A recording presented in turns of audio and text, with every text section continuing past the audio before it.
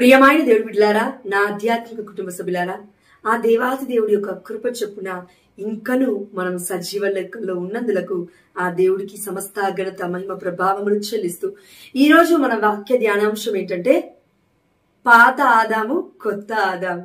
పాత నిబంధనలో ఉన్న ఆదాము, కొత్త నిబంధనలో ఉన్న ఆదాము గురించి టైపాలజీ అంటామండి దీన్ని. అంటే మన క్యాథలిక్ ట్రెడిషన్ ప్రకారం, కథోలిక శ్రీసభ సాంప్రదాయము ప్రకారము అప్పటి నుండి కూడా ఈ యొక్క పోలిక అనేది ఉందండి. అంటే పాత నిబంధనని ఒక ఛాయగా, కొత్త నిబంధనని ఒక నెరవేర్పుగా, పాత నిబంధనని ప్రవక్తలు ప్రవచించిన వాగ్దానాలుగా, అదేవిధంగా కొత్త నిబంధనని ఆ ప్రవచనాలు కొత్త నిబంధనలు నెరవేరాయి అనే ఒక నెరవేర్పుగా మన కనతలైన కథోలిక శ్రీ సభ మనకి నేర్పిస్తూ ఉంది.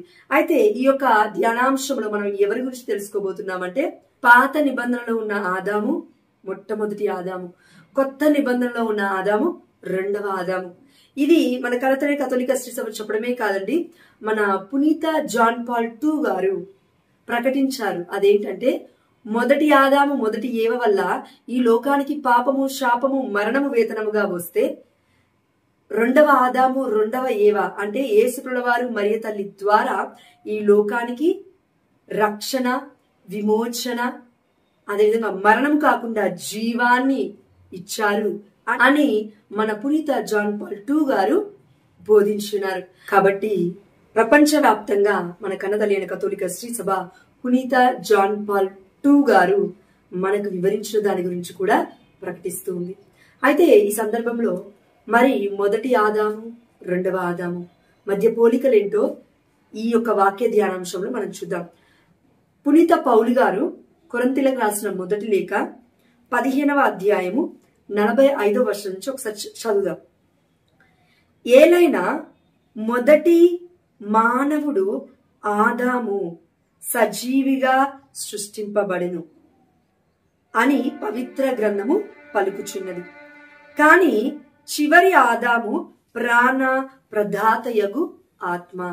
చూడండి, ఇక్కడ మొదటి ఆదాము అనగా ఆది కాండంలో ఆ దేవాది దేవుడు చేసిన ఆదాము.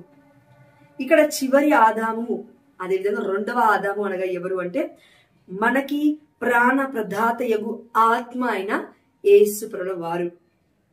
కొత్త నిబంధనలో యేసు ఆత్మ, పరిశుద్ధాత్మ అని చెప్పబడింది. పాత నిబంధనలో యావే ఆత్మ, దేవుని ఆత్మ అని చెప్పబడింది. కాబట్టి ఇక్కడ ఆ చివరి ఆదాము ప్రాణ ప్రదాతయగు ఆత్మ అందుకే ఉంటుంది. అంటే మనందరికీ కూడా ప్రాణం పోసాడు మన యేసు ప్రభుల వారు. ఎలా? పాప ఊబిలో మనం పడిపోతూ ఉంటే మొట్టమొదటి ఆదాము ఏవ ద్వారా ఈ లోకానికి పాపము, శాపము, మరణము వేతనముగా వస్తే, కానీ రెండవ ఆదామైన, చివరి ఆదామైన యేసు ప్రభుల వారి ద్వారా తన రక్తాన్ని ప్రోక్షించడం ద్వారా మనం అందరం కూడా రక్షింపబడ్డాము. అదేవిధంగా ప్రతి పాపము నుండి మనము విమోచింపబడ్డాము. అయితే ఈ యొక్క రెండవ ఆదామైన యేసు ప్రభుల వారు అని చెప్పబడుతున్న పరిశుద్ధమైన గ్రంథం ఇంకేం చెప్తుందంటే 46వ వచనము, మొదట వచ్చున్నది ఆధ్యాత్మికమైనది కాదు. అంటే మొదటి ఆదాము ఎలా పుట్టాడండి? ఆ దేవాదేవుడు మట్టితో చేశాడు, అవునా? ఎస్, ఇది ఆధ్యాత్మికమైనది కాదు, మట్టితో, మన్నుతో చేయబడింది ఆ యొక్క దేహము.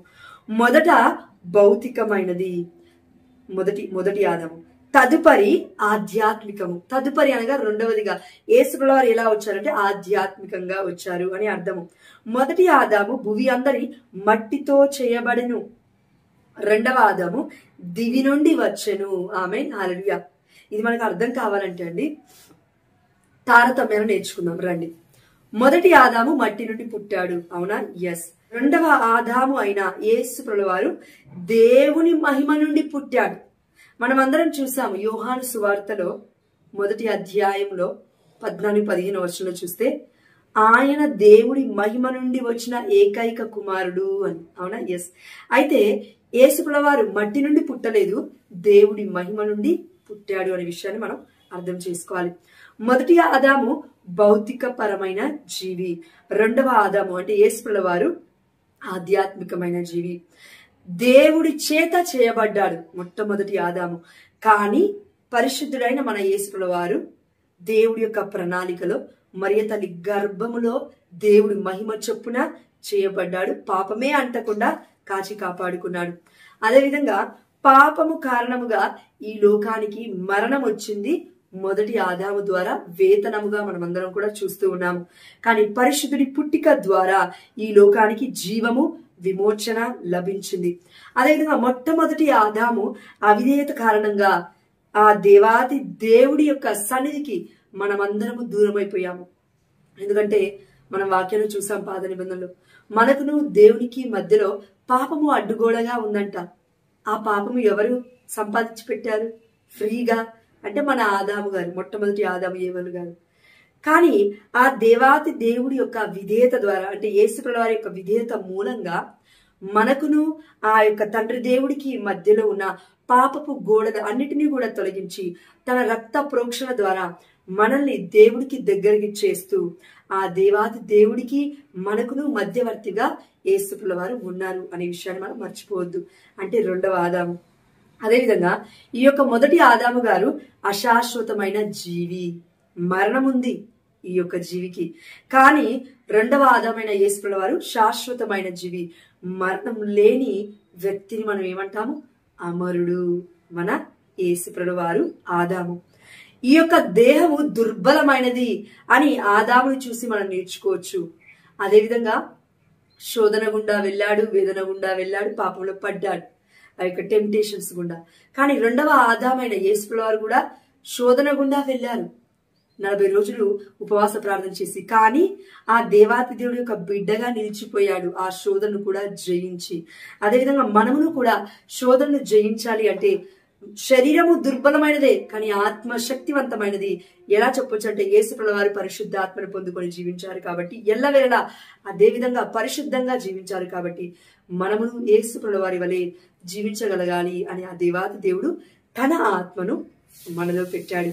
అందుకే అన్నాం కదండి, 1 కొరింథీ 15వ అధ్యాయము 45వ వచనంలో చివరి ఆదాము ప్రాణ ప్రదాతయగు ఆత్మ. ఆత్మ యేసుప్రభువారి వారు తన యొక్క ఆత్మను మనలో ఉంచాడు, పరిశుద్ధాత్మను. కాబట్టి ఆ దేవాది దేవుడి యొక్క ముఖపోలికల్లో ఆ దేవాది దేవుడు మనల్ని చేసుకున్నాడు. కానీ మనం ఆదాము, మొదటి ఆదాము దగ్గరే ఆలోచిస్తూ ఉన్నాం.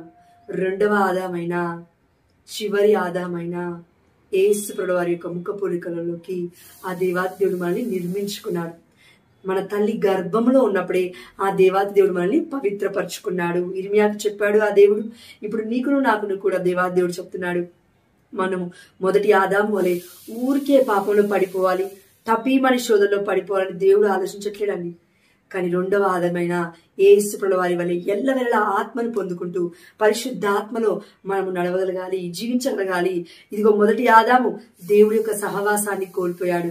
కానీ రెండవ ఆదామైన యేసుప్రభువారి వారు దేవుడితోనే నడిచాడు, దేవుడి ఆత్మతోనే ప్రేరేపింపబడ్డాడు, దేవుడే సమస్తమై ఉన్నాడు యేసుప్రభువారి వారికి. అదేవిధంగా మనమును యేసుప్రభువారి వారు ఏ విధంగా అయితే చనిపోయేంత వరకు విధేయుడై జీవించాడు, పుట్టుక నుంచి చనిపోయేంత వరకు ఆ దేవుని మహిమపరిచేంత వరకు విధేయుడై జీవించాడు. కానీ మొదటి ఆదాము అవిధేయత చూపించాడు. మనము ఏ లిస్ట్ లో ఉన్నాము? ఆ దేవాది దేవుడి యొక్క దత్తపుత్రులమైన మనము యేసుప్రభువారి వారి యొక్క ఆధ్యాత్మికమైన బిడ్డలుగా జీవిస్తున్నామా, లేదంటే మొదటి ఆదాముకి బిడ్డలుగా జీవిస్తున్నామా? అంటే అపవాదికి, అవిధేయతకి, అపరిశుద్ధాత్మకి, ఆ దేవాది దేవుని ధిక్కరించి జీవిస్తున్నామా, లేదంటే విధేయత చూపిస్తున్నామా అనేది ఒకసారి మనం ఆలోచించగలగాలి. అదేవిధంగా ఈరోజు మనము ఆత్మ పరిశీలన చేసుకోవాల్సిన అంశాలు ఏంటంటే, మొట్టమొదటిగా దేవుడికి విధేయత కలిగి జీవిస్తున్నామా? రెండవది, ఈ దేహము దుర్బలమైనదే కానీ ఆత్మశక్తివంతమైనది అనే విషయాన్ని మనం మర్చిపోకూడదు కదా, అది గుర్తుపెట్టుకోవాలి. మూడవది, మొదటి ఆదాము వలె ఈ యొక్క మట్టిని చూసి బ్రతుకుతున్నామా, ఈ యొక్క భూమిని చూసి ఆశపడుతున్నామా, లేదంటే రెండవ ఆదాము వలె పరలోకం వైపు మన కళ్ళెత్తి చూస్తూ ఆ దేవాది దేవుని మహిమపరుస్తున్నామా అనే విషయాన్ని మనం గుర్తుపెట్టుకోవాలి. అదేవిధంగా నాలుగవదిగా, మొదటి ఆదాము ఏ విధంగా అయితే దేవుడి సన్నిధిని కోల్పోయాడో పాపం ద్వారా, మనమును అలా కోల్పోకుండా రెండవ ఆదామైన యేసుప్రభువారి వారి వలె ఎల్లవేళలా పర్వతముకెళ్ళి ప్రార్థించగలగాలి. అంటే ఆ యొక్క ఇండివిజువల్ ప్రేయర్, అంటే వ్యక్తిగత ప్రార్థన కూడా మనము చేయగలగాలి. సామూహిక ప్రార్థనే కాదు, కుటుంబ ప్రార్థనే కాదు, సంఘ ప్రార్థనే కాదు, ఇదిగో వ్యక్తిగతంగా కూడా ఆ దేవాది దేవుడితో ముచ్చడించగలగాలి, మాట్లాడగలగాలి. అప్పుడే మనం పరిశుద్ధత వైపు అడుగులు వేస్తాము. అపరిశుద్ధత వైపు చూడకుండా, పాపం వైపు చూడకుండా, అదే విధంగా ఈ యొక్క లోక వాంఛల వైపు మనం చూడకుండా దేవుడి వైపు చూస్తూ, పరిశుద్ధత వైపు చూస్తూ విధేయత కలిగి మనం జీవిస్తే ఆ దేవాది దేవుడు మనల్ని నిండుగా మెండుగా దీవిస్తాడు. ఆమేన్, హల్లెలూయా. అయితే ఈ రోజు ఈ వాక్య ధ్యానాంశం ద్వారా మనము నేర్చుకోవాల్సింది ఒక్కటే, దేవుడి బిడ్డల మనమందరం కూడా. కాబట్టి ఇప్పటి నుండి చనిపోయేంత వరకు, మరణం వరకు కూడా ఆ దేవాది దేవుడి యొక్క చిత్తానుసారంగా విధేయత కలిగి జీవించుదాం. ఆ దేవాది దేవుడు మనందరి నుంచి కోరుకుంటున్నది ఏంటంటే, మనలో విధేయత తక్కువైంది. ఎంతో మంది బిడ్డలు దర్శనాలు చూస్తున్నారు, కళ్ళు కంటూ ఉన్నారు, ఆ దేవాది దేవుడి యొక్క స్వరాన్ని కూడా వింటున్నారు. కానీ విన్నప్పటికీ ఇది దేవుడి స్వరం కాదు అని కొట్టివేసి జీవిస్తున్నారు. కాబట్టి అవిధేయత అపవాది, విధేయత మన అమరుడైన యేసుప్రభువారు వీరుడు. ఇది మనం గుర్తుపెట్టుకొని వాక్య పరిచర్యలోను అదేవిధంగా ఆత్మలోను మనం అందరం కూడా యేసు నామములో వర్ధిల్లుదుముగాక. ఆమేన్, హల్లెలూయా. అనేక మందికి ఆ దేవాది దేవుడు మనల్ని ఆశీర్వకరంగా మార్చబోతున్నాడు. ఆమేన్, హల్లెలూయా. క్రీస్తు నాలో ఉన్నాడు, నీలో ఉన్నాడు. క్రీస్తు మనలో ఉన్నాడు. మనలో ఉన్న క్రీస్తు ఈ లోకంలో ఉన్నవాడి కంటే గొప్పవాడు. ఇది మర్చిపోకు ప్రియమైన బిడ్డ. సమస్తము దేవుడికి సాధ్యమే. ఫిలిప్పీయులకు రాసిన లేఖ 4వ అధ్యాయం 13వ వచనం. ఈ రోజు ఎత్తిపట్టి ప్రార్థించు. క్రీస్తు అనుగ్రహించు శక్తిచే నేను అన్నిటినీ చేయగలను. ఆమేన్, హల్లెలూయా. నాతో పాటు చెప్తావా? ఫిలిప్పీయులకు రాసిన లేఖ 4వ అధ్యాయం 13వ వచనము. క్రీస్తు అనుగ్రహించు శక్తిచే నేను అన్నిటినీ చేయగలను. ఆమేన్, హల్లెలూయా. ఈ వాక్యాన్ని ఎత్తిపట్టి ప్రార్థించు. శక్తి ఈ రోజు నీ సొంతం. శక్తి పేరే పరిశుద్ధాత్మదేవుడు. ఆమేన్, హల్లెలూయా. God bless you all abundantly in the mighty name of Jesus. ఆమేన్. మొదటి ఆదాము వలె కాకుండా రెండవ ఆదాము వలె జీవించి ఆ దేవాది దేవుని మనం మహిమపరచుదాం. అదేవిధంగా రెండవ ఆదాం అంటే ఎవరు? దేవుడు. మొదటి ఆదాము దేవుడి చేత సృష్టింపబడ్డాడు. కానీ రెండవ ఆదాము ఆ దేవుడి యొక్క ప్రత్యక్ష రూపము ఈ లోకానికి దిగి వచ్చింది. కొలస్సీలకు రాసిన లేఖ 1వ అధ్యాయము 15వ వచనము. క్రీస్తు అదృశ్యుడై ఉన్న ఆ దేవుని ప్రత్యక్ష రూపము. కాబట్టి ఆ దేవుడి యొక్క ముఖ పోలికలలోకి మనం మారాలి అని ఆ దేవాది దేవుడు ఈరోజు ఆశపడుతూ ఉన్నాడు. మరి మనం చేయగలగాలి కదా. ఎస్.